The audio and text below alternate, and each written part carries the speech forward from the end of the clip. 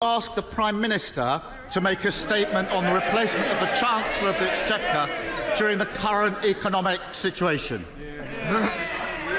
Mr. Speaker, with apologies to the Leader of the Opposition and the House, the PM is detained on urgent business.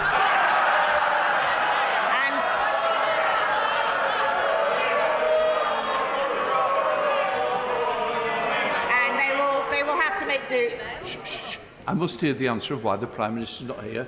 The real House. I'm afraid you will have to make do with me, Mr. Speaker.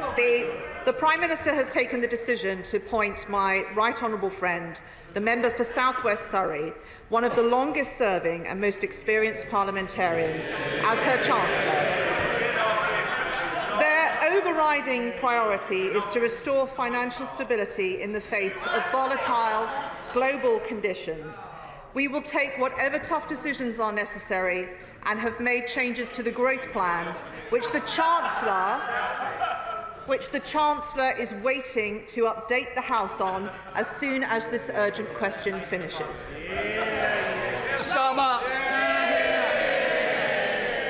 Thank you, Mr. Speaker, and thank you to the Right Honourable Member for Portsmouth North for answering the question put to the Prime Minister. I guess under this Tory government, everybody gets to be Prime Minister for 15 minutes. The country, Mr. Speaker, the country is in an economic crisis made in Downing Street. Because they've lost all credibility, government borrowing costs have soared, mortgage rates have ballooned, markets need reassuring. And there is long-term damage that can't be undone. Once you've crashed a car at 100 miles an hour, you've damaged it for good, and you're going to be paying much more on your insurance for years to come. And it's working people who will pay, left wondering if they can afford to stay in their homes if their hopes of owning a home haven't already been crushed.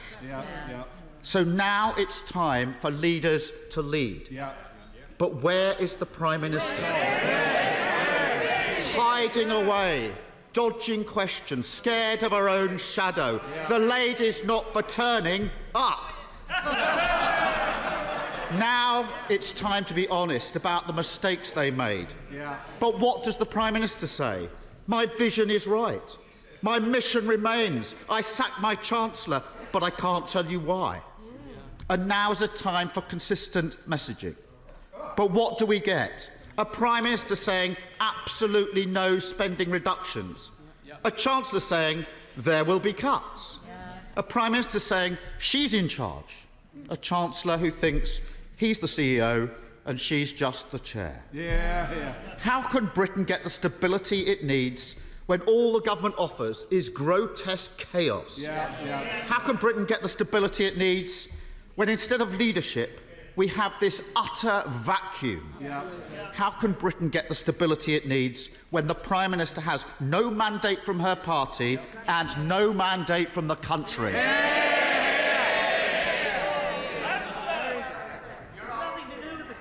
Thank you, Mr. Speaker. Let me start by saying I'm quite quietly confident that the Leader of the Opposition will not have his 15 minutes of fame.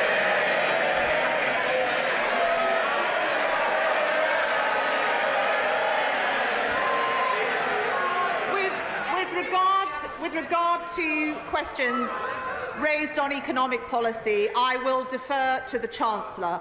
Honourable members will want time to question him fully and hear the detail. I do not wish to eat into that time. Our constituents will want to hear about the issues facing them, their bills, mortgages, benefits and their businesses. So I had wondered just what else the Leader of the Opposition wished to discuss in this UQ that would delay such an important statement. In his urgent question, he paints a contrast, so let me paint one too. The decision taken by our Prime Minister would have been a very tough one, politically and personally. Yet she has taken it, and she has done so. She has done so because it is manifestly in the national interest that she did. She did not hesitate to do so, because her focus is on the well-being of every one of our citizens. It was the right thing to do, and whether you agree with it or not, it took courage to do it. In contrast, what the Right Honourable Gentleman has done today, at this most serious moment, took no courage or judgment or regard to the national interest. 3 years ago, Mr. Speaker, 3 years ago, when this Parliament was paralysed by Brexit, a general election would have been in the national interest, and he blocked it. Today, when the country needs some stability and urgent legislation to put through cost of living measures, and while we are in the middle of an economic war levelled at every school and hospital in this country, he now calls for one, and weeks of disruption and delay. We will take no lectures from the Honourable Gentleman on working in the national interest. I could point to his frustration. I could point to his frustration of us leaving the EU and campaigning for a second referendum. I could point to his support for the Right Honourable Member for Islington North and his positions on NATO, or his arguments against us leaving lockdown or our involvement with the EU Vaccines Agency, all against the national interest. And nor will we take any lectures on consistency of policy or messaging. The Right Honourable Gentleman has abandoned every single one of his pledges during the Labour leadership contest. Look, folks, I think the country also wants to hear what's being said. If I can't hear, they can't hear. So can we please listen to the Leader of the House? I'm sure it's coming to the end now. Leader of the House. I am, Mr. Speaker. Which is why, even on our... Order. Mr. Perkins, if you want to go and get a cup of tea, I'm more than happy to pay for it. Which is why, Mr. Speaker, even on our toughest and most disappointing days, I will always be proud to sit on this side of the House. We will put the national interest first. Now let's get on and hear from the Chancellor. Well, I think, first of all, I want to hear from the Leader of the House, more importantly, Sir Peter Bottomley. Not so more important. Can I say to my honourable friend that the Leader of the Opposition has reversed most of the things he said he'd do if he became leader. If we have a short memory, it's only 9 months ago when some of his senior colleagues were circling to say whether there could be a better Leader of the Opposition than him. And can I put it to the Leader of the House that when circumstances change, it's right for policy to change, and if what's announced today leads to a lower rate of inflation, a lower cost of borrowing, and a greater chance this country can get back to prosperity, it's worth doing. Well, I agree with the Father of the House in what he says. The Right Honourable Gentleman opposite has reversed his position on economic justice, social justice, climate change, promoting peace and human rights, common ownership, defending migrants' rights, strengthening the rights of workers and trade unions, radical devolution of power, wealth and opportunity, equality and effective opposition to the Tories. We now come to SNP spokesperson Kirstin Oswald. Thank you, Mr. Speaker. Today, Scotland's First Minister set out an optimistic, ambitious and credible economic plan for Scotland's future. A leader who spent over an hour setting out and answering questions on the positive case for our country's independence.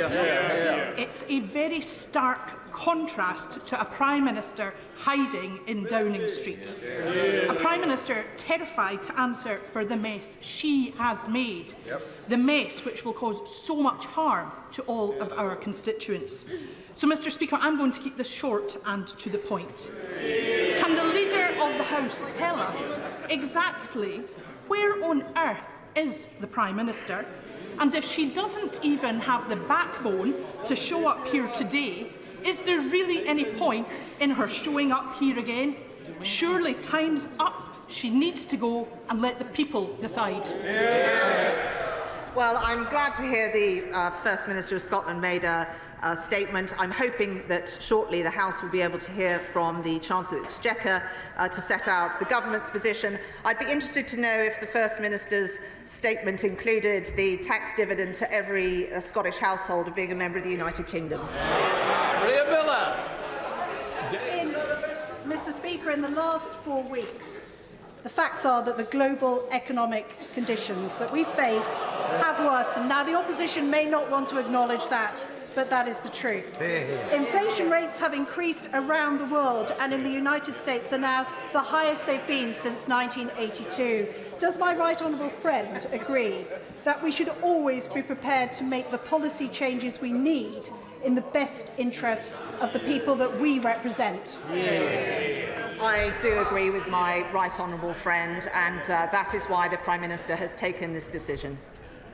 Dave Angela Reid. Thank you very much, Mr. Speaker.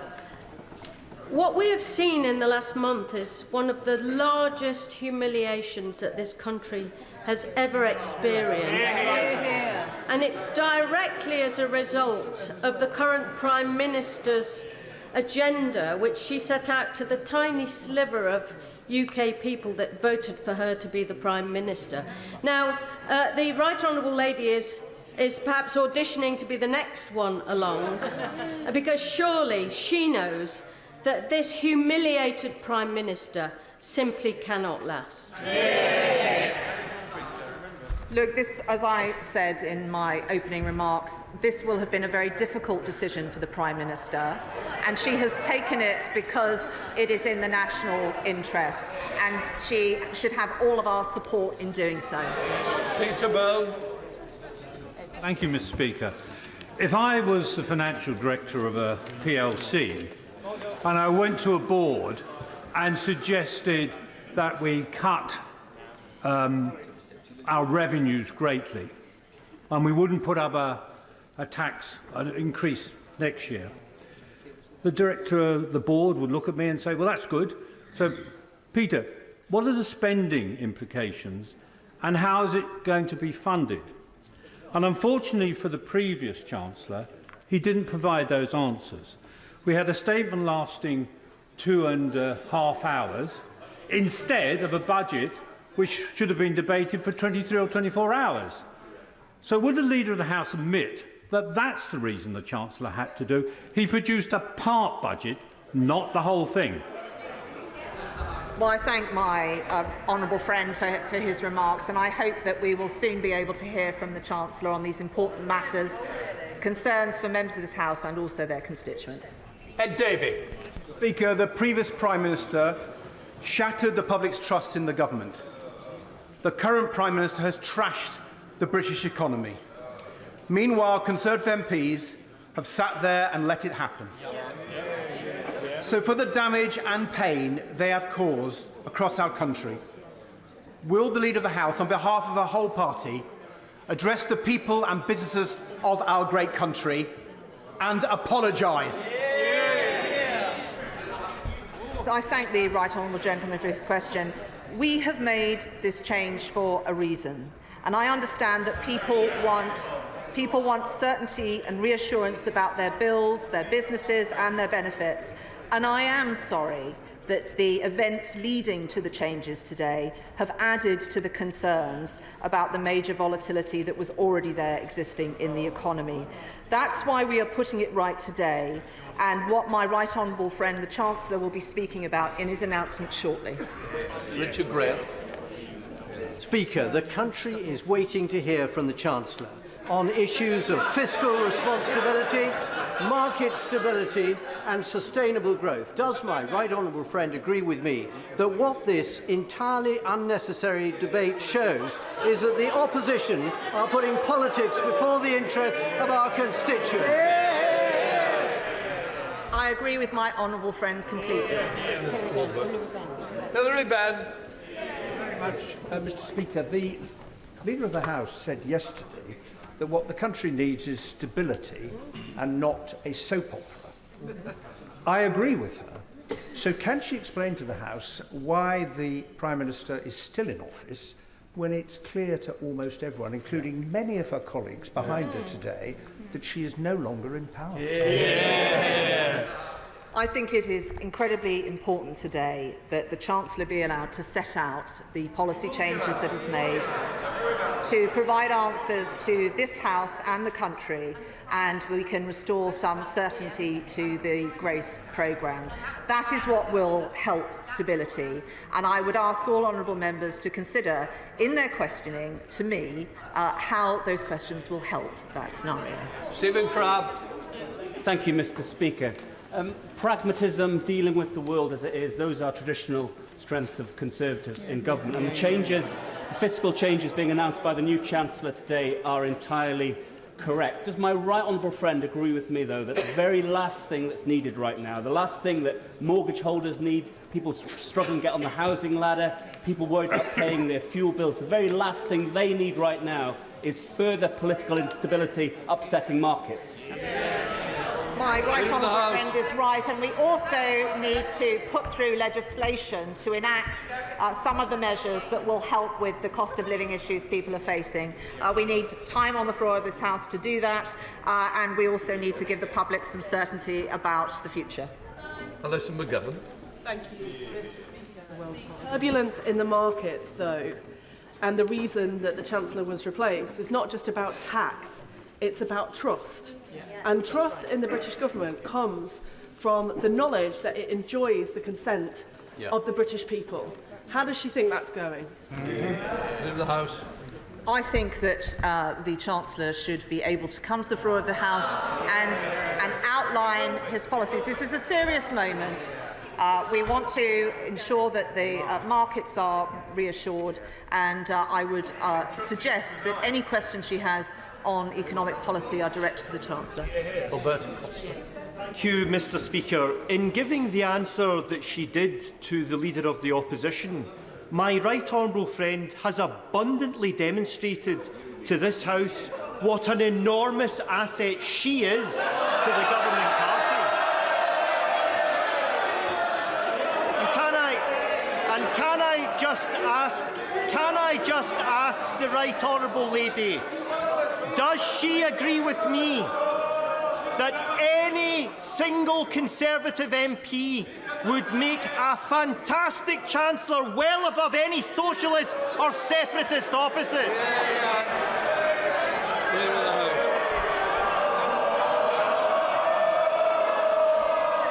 I think in terms of the opposition's performance, I think Larry the Cat would give them a run for their money. Sammy Wilson. Mr. Speaker, I and my colleagues take no joy in the difficulties which the government and the country finds itself in at present, because of course it affects all of our constituents. And would the Leader of the House not agree with me that for most people watching this today, they don't want to see political point scoring or in-house backstabbing? They want to know how they're going to be able to afford to pay their mortgages, how they're going to meet their cost of living, and how they're going to make decisions about their businesses. The right honourable gentleman is absolutely right, and lovely though I am, I think people want to hear from the Chancellor. They want to hear the detail of the policies that are changing. They want to be able to, members will want to be able to ask him about how that is going to affect their constituents. That is what we should be focusing on today. John Lemon. Mr. Speaker, I very much welcome the speed at which the new Chancellor has acted, but can the Leader of the House confirm that the Chancellor and all members of the Government will continue to work with colleagues in the backbenches to ensure that we are able to communicate the great successes of this Conservative Government to all parts of the nation? Well, thank you. I know the Chancellor wants to work with all members of this House in the interests of all of our constituents, and I hope that there will be also opportunities to talk about our record in government and how we've transformed this country for the better since 2010. John Morrow. Thank you, Mr. Speaker. The Leader of the House's response to this urgent question was, quite frankly, ridiculous, claiming that the Prime Minister cowering in some corner somewhere is courageous. It does not take courage to crash our economy. No. It takes reckless arrogance and a disregard for ordinary people's working lives. It equally does not take courage to sack her Chancellor after barely a month. It takes total desperate opportunism. Will she admit that what it will take to restore our fiscal credibility and the confidence of the markets is a Labour government? The Prime Minister's actions did take courage, personal courage, and it was the right thing to do in the national interest. I think the right thing to do in the national interest is let the Chancellor give his statement. Duncan Baker. Thank you, Mr. Speaker. Whether it was during the pandemic and £450 billion spent, whether it is Ukraine and 100,000 refugees who are now in our country that our constituents are looking after, or whether it is the hardships of the energy crisis, can my right honourable friend tell us that this government will always do what is necessary to step up to the plate and help the most vulnerable people in society across in our country and the rest of the world? Friend of the House. As I'm sure the Chancellor will say, we are in very volatile times. The war in Ukraine is not just a war against the people of Ukraine. It is an economic war against other nations too. And we will always do the right thing in those circumstances. Then Sybil Roberts. The new Chancellor's veneer of fiscal responsibility fails to disguise that imposing more painful austerity is a political choice made to save the absentee Prime Minister from the consequences of her ideological experiment. With Welsh Government already facing a shortfall of over £4 billion over 3 years and public services close to buckling, further austerity will entrench the vast wealth inequalities that characterise this disunited kingdom. Will she admit that now even the pretence of levelling up is dead? Well, I would ask the Honourable Lady to remember that we have given the largest budget ever to the devolved administrations. But against the backdrop of coming into government where there was no money left, we still have managed to hold down fuel duty, introduce a living wage, create a modern welfare system where people are better off, and got nearly 4 million people into work. Robbie Moore. Thank you, Mr. Speaker. I share the government's desire to reduce the tax on working people, but of course we must ensure stability in the markets because these go hand in hand, and therefore I welcome the Chancellor's announcement to the markets earlier this morning. So can my right honourable friend confirm that the government is working with the OBR and others in developing policy for the upcoming medium-term fiscal plan? Well, I thank my honourable friend for his remarks. He is absolutely right to stress the importance of stability, and I think that will be helped by the Chancellor being able to make his statement. To Stella Creasy. Thank you, Mr. Speaker. The Leader of the House suggests that we should be grateful that the Prime Minister has made a difficult decision, and I presume she means grateful that she stuck to it, given the number of U-turns that we've seen over the last couple of days. But that's the job, making difficult decisions. There are difficult decisions to be made about what is happening in Ukraine, about the fact that President Putin has nuclear weapons, about the chaos caused by Brexit, gang crime, the climate crisis, Ebola in Africa. And all we know right now is, unless she tells us otherwise, that the Prime Minister is cowering under her desk and asking for it all to go away. Isn't it about time she did and let somebody else who can make decisions in the British national interest get in charge instead? Well, the Prime Minister is not under a desk, as the Honourable Lady.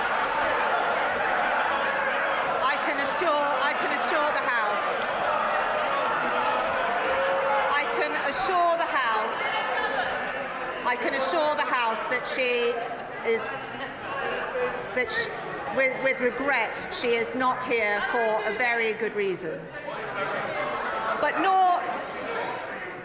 neither has she taken this decision to win the Honourable Lady's gratitude. She's done it out of a sense of duty because she knows what's in the national interest.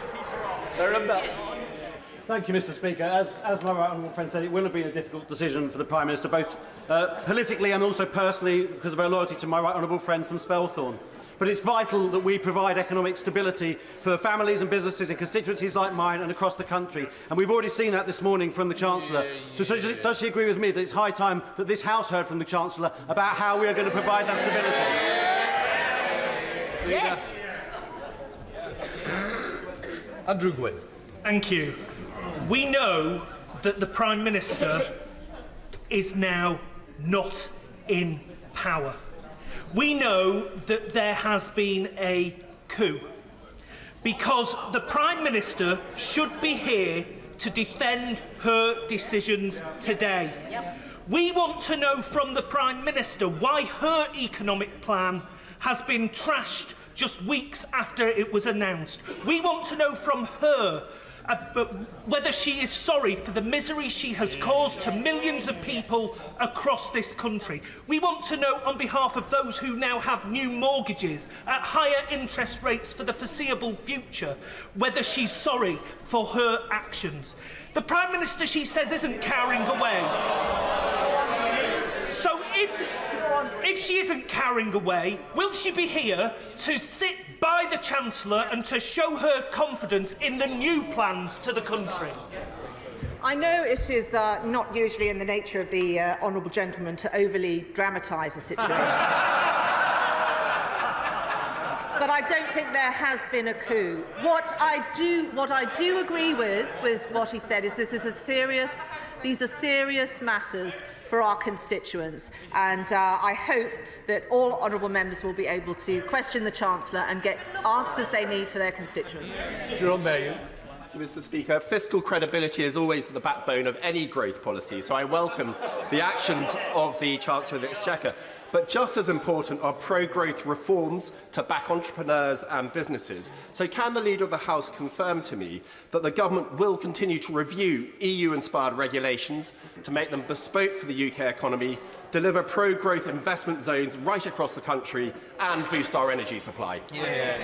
I can give my honourable friend that assurance. This is really important to our communities.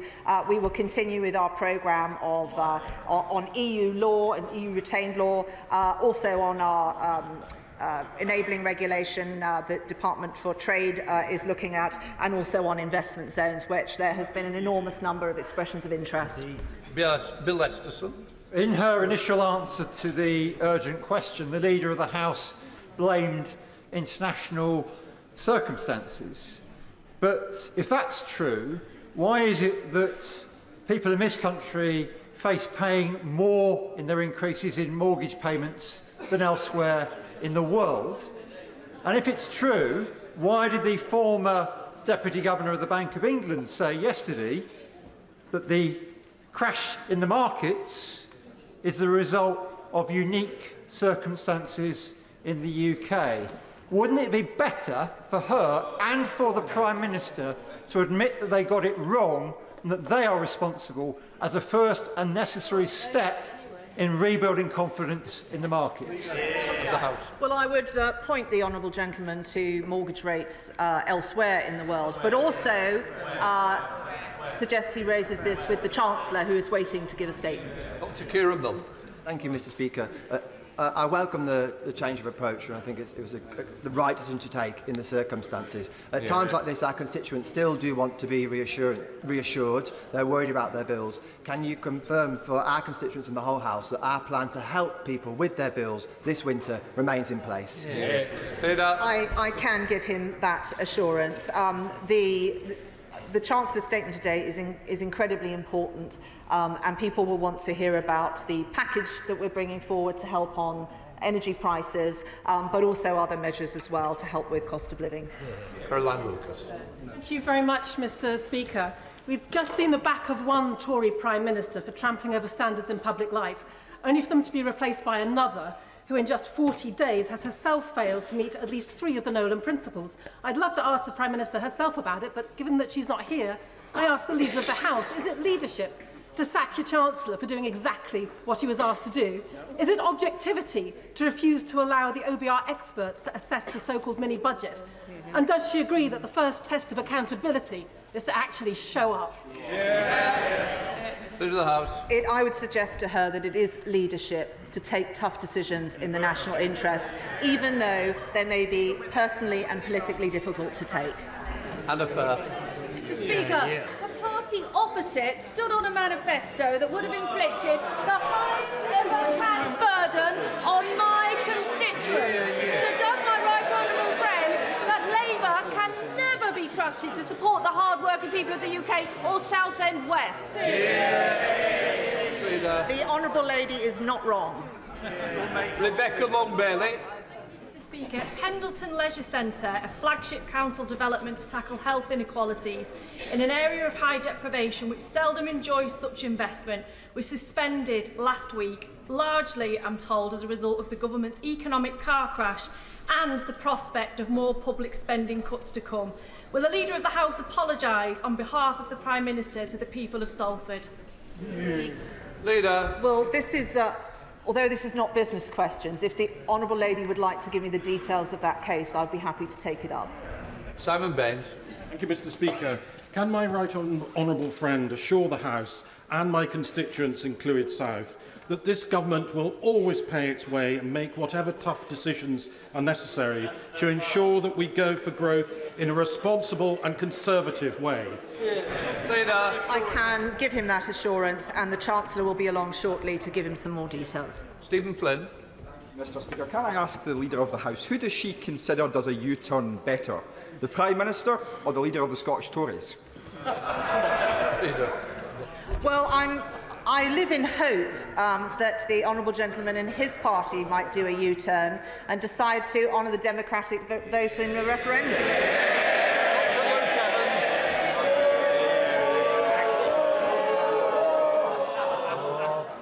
Thank you, Mr. Speaker. Since being elected, I've spent 3 years working on the Health Select Committee with the now Chancellor. He's got an eye for detail and compassion as well. Isn't he exactly the right person to come forward and stabilise and demonstrate to the markets how difficult it can be in turbulent times? But he is the man to bring us forward. Well, I thank my honourable friend for those remarks about the new Chancellor. I think that is precisely why the Prime Minister has chosen him.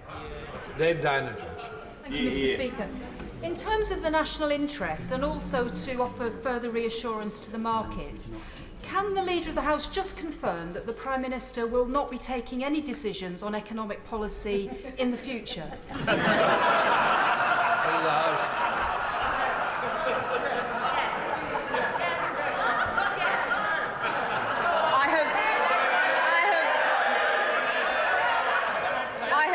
Affection for the honourable lady, and I'm sure the whole House appreciates her question. But the Prime Minister and her Chancellor and her Cabinet will be taking these decisions in the future, and the decision that she has taken over the weekend, although personally difficult for her, is the right one for the nation. Sarah Owen. Thank you, Mr. Speaker. The Leader of the House has mentioned a couple of times now that the Prime Minister has taken difficult decisions. Can I please enlighten her that these are not difficult decisions? Difficult decisions are what are facing our constituents. Choosing whether they can actually turn the lights on, finding out how they can heat their homes and how they can feed their children. Don't our constituents and those people deserve an answer from our Prime Minister and not an answer about just saying our Chancellor will come and tell us later? Well, the honourable lady will want to hear from the Chancellor, because she will be able to ask him the precise questions that are of interest to her constituents. This government has always protected people against the cost of living, and it has always protected the most vulnerable in our society, and we will continue to do that. Mr. Carmichael. Mr. Speaker, can I say to the Leader of the House that she and her colleagues do not have a monopoly on the understanding of what it is to take difficult decisions in the national interest.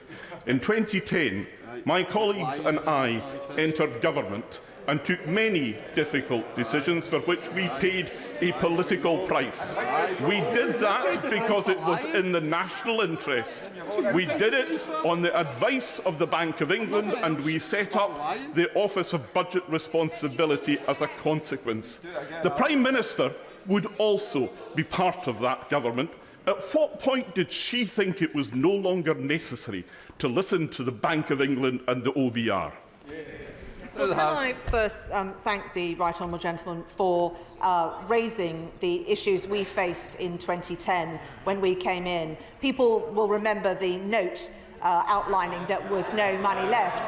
What is less well understood is the scorched earth policy that accompanied it to tie an incoming government into all kinds of contractual difficulties to make their job so much harder. That is why those on the opposition benches should never be allowed near government. And I would say to the honourable gentleman that the Chancellor will be along shortly to answer questions about the OBR. Jess Phillips. Thank you, Mr. Speaker. I find it absolutely incredible that the Leader of the House is incredulous that people might want to hear from the Prime Minister. As if it's like, a political game to ask the leader of our country questions. It is an embarrassing thing to assert. But in the national interest, and she so wants to hear from the Chancellor, can I ask her to be completely honest, because nothing that we've seen has been honest. I apologise. It's not of an individual, it's withdrawn. Right, carry on. Oh, yeah, because it wasn't an individual. OK. Good. Can I ask her, why is it, because we had to have the statement earlier at 11 o'clock while I was on the train, when you can actually get on a train, why the markets needed reassuring? Well, the first thing I would say to the honourable lady is I fully appreciate the optics of me appearing at the dispatch box, but there is a very genuine reason why the Prime Minister is not here today, and I would just stress to you that it is not, I can understand people wishing to make political hay over it. She would wish to be here, but she is not able to at this moment. And the Chancellor will be along shortly to answer these questions. Thank you, Mr. Speaker. Last Friday, the value of the pound fell after the Prime Minister walked out after just over 8 minutes from her press conference. Isn't it increasingly the case that she and her government are a risk to Britain's financial stability? And isn't it time she stopped shirking, turned out to be held accountable, or get out of the way and call a general election? Well, I would just stress again to all honourable colleagues that there is a very good reason why the Prime Minister is not here, and that the Chancellor will be making a statement shortly where you can ask him these questions. David Linden. Thank you very much, Mr. Speaker. On the subject of the replacement of the Chancellor, given that he lasted 38 days in office and crashed the economy, can the Leader of the House confirm that the right honourable member for Spelthorne, the former Chancellor, will be rejecting his ministerial severance payment? Leader. I would not be involved in that decision at all, but the honourable member will know who he can write to find that out. Ben Bradshaw. She has claimed repeatedly that the Prime Minister has been courageous. But if the Prime Minister were really courageous, she would be here today, wouldn't she? If the Prime Minister cannot or won't come and explain to the British people the reasons for her humiliating U-turns and to apologise to them, as she just did from the dispatch box, for the damage the Tories and she have done to this country and living standards and businesses, what is the point of her? Leader of the House. Well, I would refer the honourable gentleman to the answer I gave a little while ago about the Prime Minister, and again to the answer I gave a moment ago about the fact that I certainly regret the uncertainty that has added to already worries about the very volatile global economic situation, and that is why I'm keen and happy that we have a statement from the Chancellor today. Thank you very much, Mr. Speaker. The Prime Minister repeatedly declared that she was working in lockstep with her Chancellor, but then very unceremoniously dumped her closest political friend at the earliest possible opportunity in order to temporarily save her job. And now, in the greatest of ironies, she has sent out the very right honourable lady to speak on her behalf, who is very desperately seeking to replace her. But, Leader of the House, I understand that Downing Street is hosting a reception this evening. Is it a wake? Leader. I would say to the honourable gentleman that the motivations for the Prime Minister taking the decisions that she has have been about the national interest. He may not appreciate, and I'm not asking him to, the courage and the duty that she felt to do that, but that is why she has done it. Chris Stevens. Mr. Speaker, so I just want to be clear, can the Leader of the House confirm then that the former Chancellor has been removed by the Prime Minister for acting on her instructions, and can she also confirm that the Prime Minister overruled the former Chancellor in the contents of the financial statement before it was made? Because if both things are true, the Prime Minister needs to resign, doesn't she? Prime Minister. These are not matters for me. He may wish to raise matters with the Chancellor. I think what our constituents want to hear from us today is about the issues that are affecting them, and that is what the Chancellor will be speaking about whenever he gets to this chamber. Wayne David. Can I ask the Leader of the House, on behalf of the Prime Minister, will she simply say to the people of this country, we are sorry? I have done so twice before in this UQ, and I will do so again. I know that this is an incredibly uncertain time for families and businesses across the country. The events that led up to the statement that is being made today are unfortunate, and I am pleased that the Prime Minister has taken decisive action to stabilise markets. And I'm sure that he will want to question the Chancellor on those detailed matters. I have done, and I'm happy to do so again. Clive Efford. Thank you, Mr. Speaker. We're told that the Prime Minister is going to be coming in here in a moment to join the Chancellor when he makes his statement, presumably propped up El Cid like Charlton Heston. But this should have been an opportunity for the Prime Minister to show leadership and to apologise to the nation before the dispatch box in the chamber of the House of Commons. Yet she's failed to do so. We've all heard the stories about our constituents up and down the country who have had mortgages withdrawn at the last minute, whose lives have been put on hold because of the reckless mini-budget that she agreed with her Chancellor.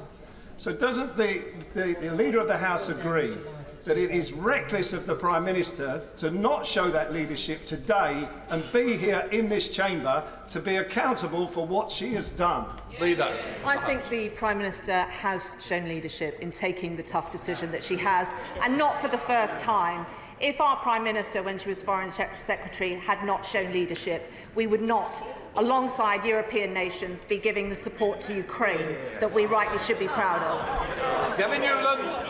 Thank you very much, Mr. Speaker. The fact is that the Prime Minister was as courageous as the Leader herself should be here answering questions this afternoon. The fact that the Prime Minister is unwilling to come to the House shows the complete lack of authority she now has. Week before the country, week before Parliament, and week before the markets.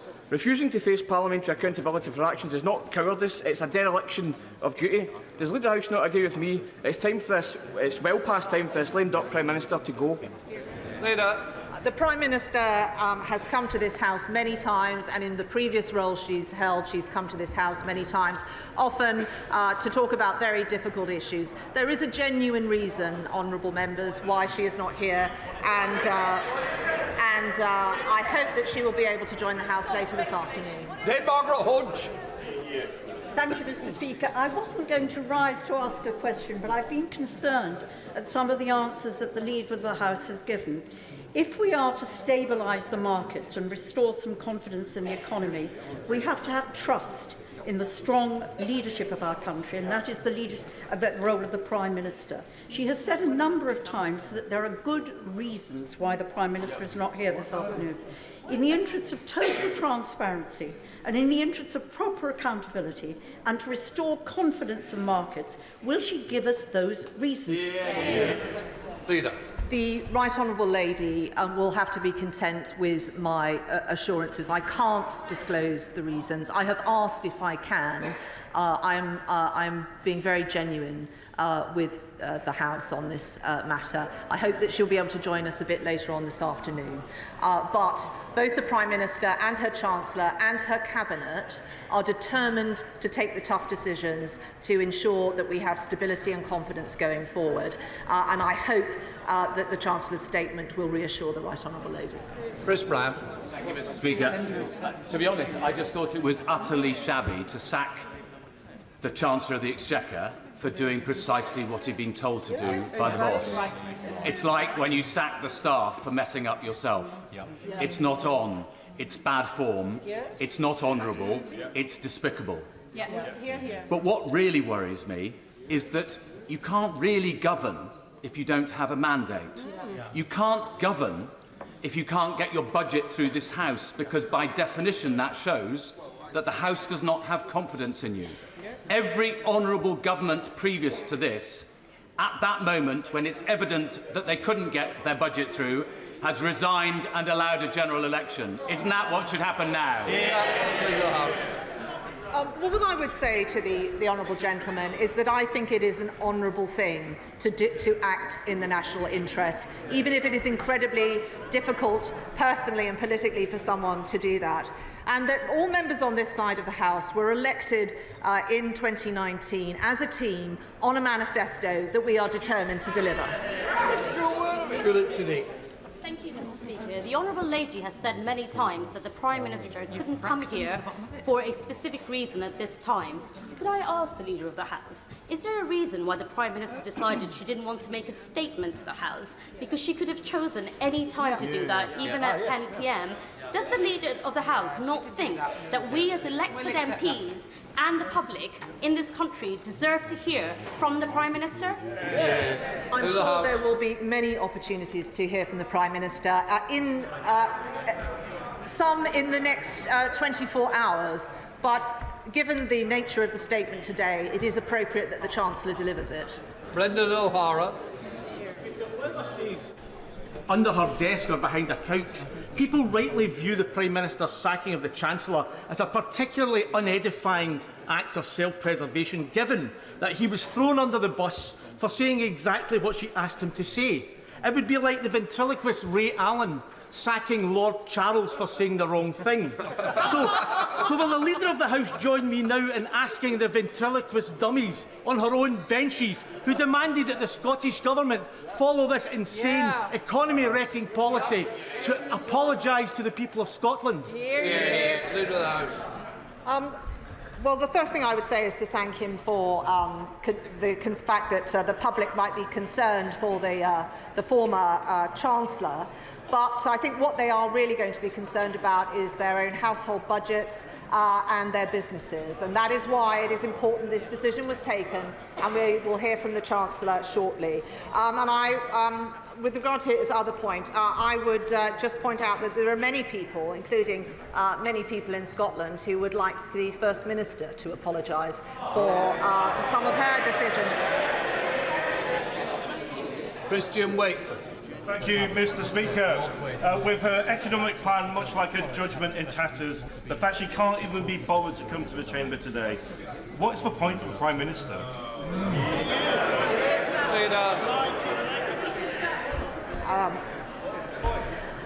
I thank the honourable gentleman for that insightful question. I repeat, the Prime Minister would normally be here, but there is a good reason why she isn't.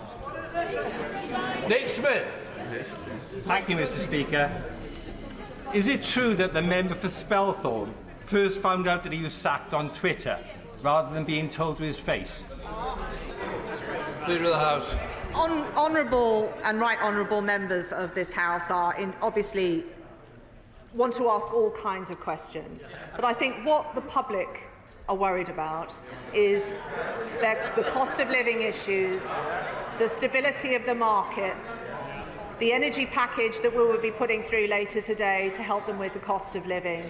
And I would just urge all colleagues to remember the context in which we are meeting this afternoon. Stephanie Peacock. Speaker, is the Prime Minister on the way to the Palace?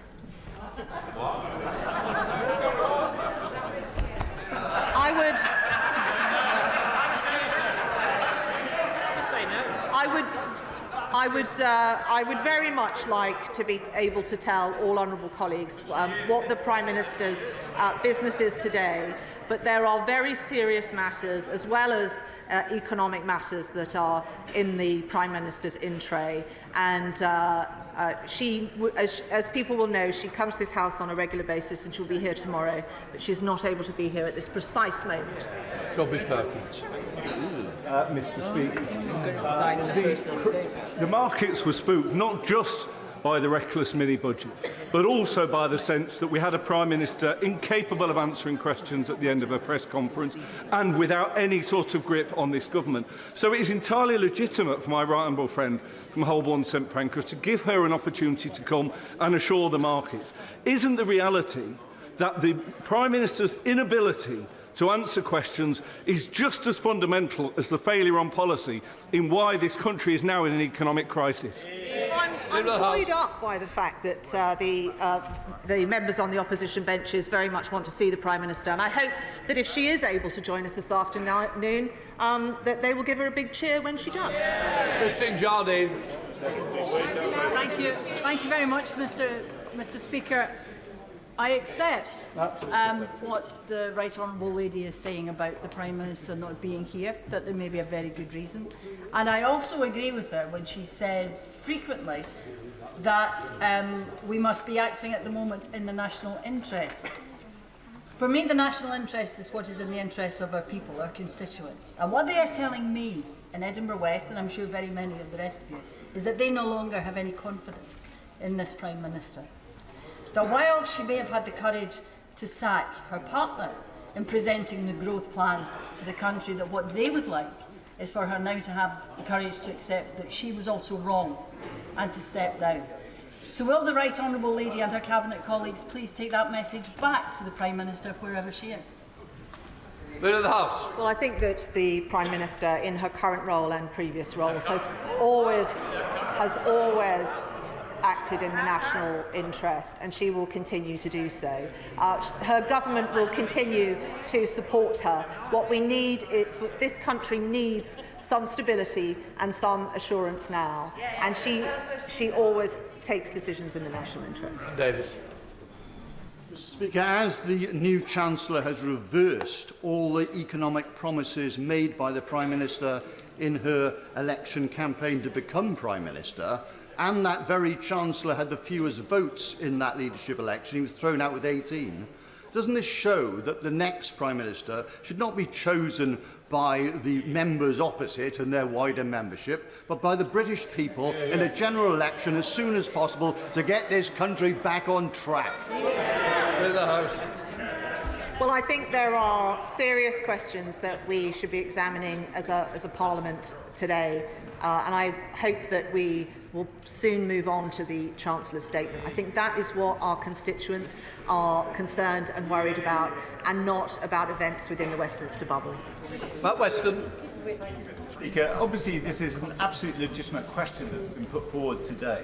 The public wants to know why the Prime Minister sacked her Chancellor after just 38 days, and particularly given that she was co-architect of the plans, the economic plans, why she herself has not resigned.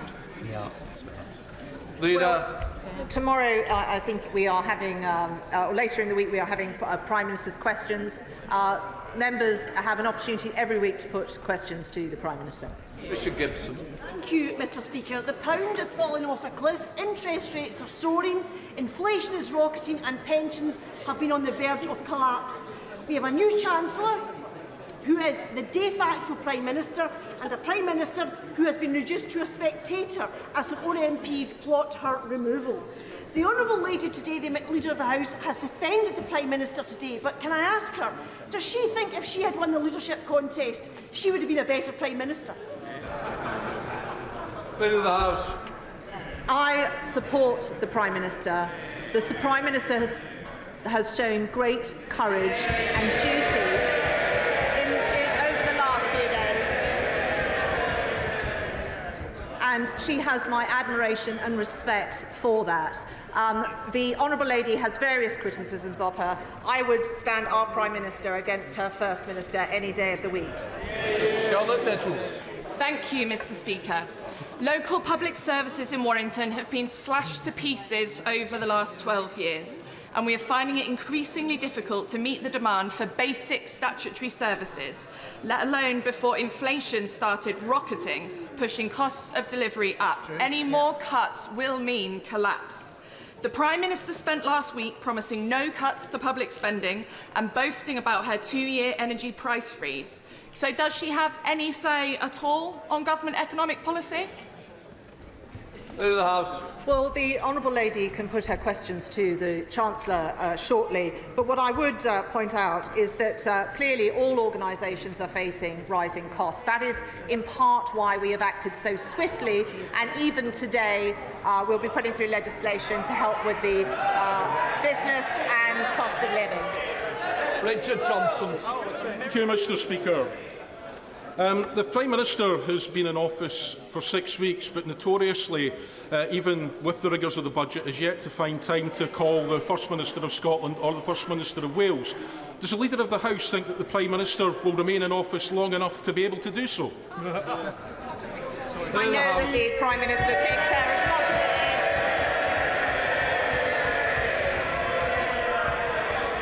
I know that the Prime Minister takes her responsibilities to working constructively with the other administrations, and she will always do that.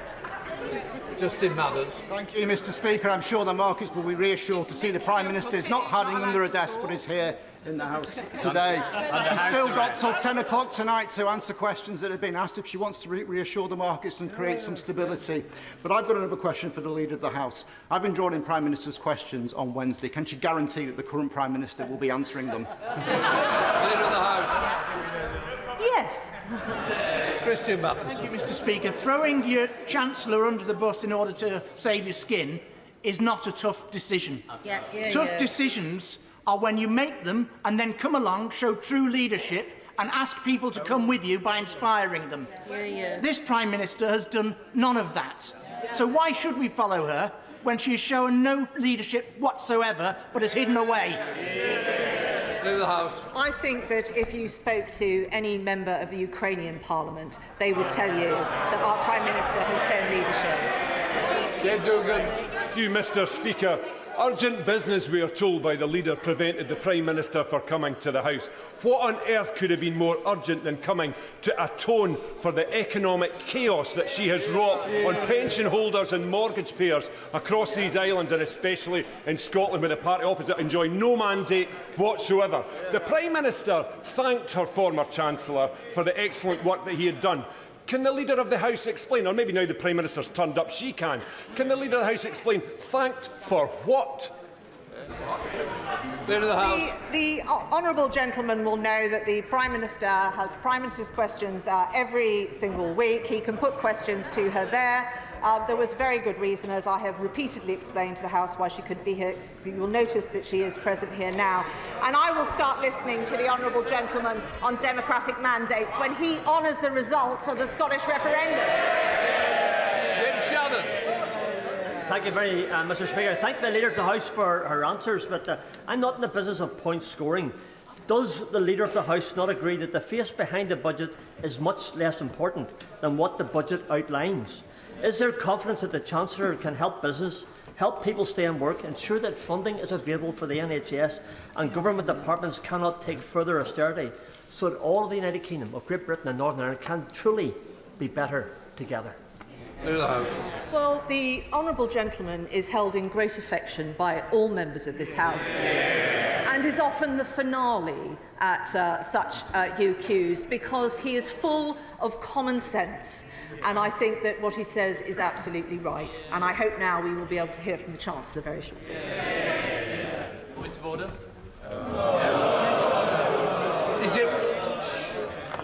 Is it relevant to the questions?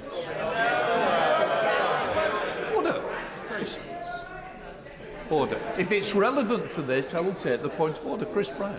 I'm grateful, Mr. Speaker. On a point of order, you know that for the last hour we've been listening to questions about which were meant to be directed to the Prime Minister. The Leader of the House said repeatedly that there were reasons that the Prime Minister couldn't be here. If there were legitimate reasons, I'm sure every single member of this House would want to hear them. Now that the Prime Minister has arrived, would this not be a perfect opportunity for her to be able to explain why she was not able to be here? Order. Just to say, and let's just put this to bed, it's not for me, it's for the government to put forward the ministers to respond to urgent questions once granted. And it's not a matter for the chair. The honourable member has put the point on the record, and I know that the Prime Minister is now in her place, but we now come, before I call the Chancellor to make his statement. Just get up and tell us. Go on. Order. Mr Bradshaw, I expect better. I want you to be silent while I read this out. This is very important. Before I call the Chancellor to make his statement, I would like... Does somebody... Yes, and I think so. It's a few times today. And that's the third apology. I don't want any more. Before I call the Chancellor to make his statement, I'd like to point out that British Sign Language interpretation of proceedings is available to watch on Parliament Live TV. So I now call the Chancellor of the Exchequer. Chancellor.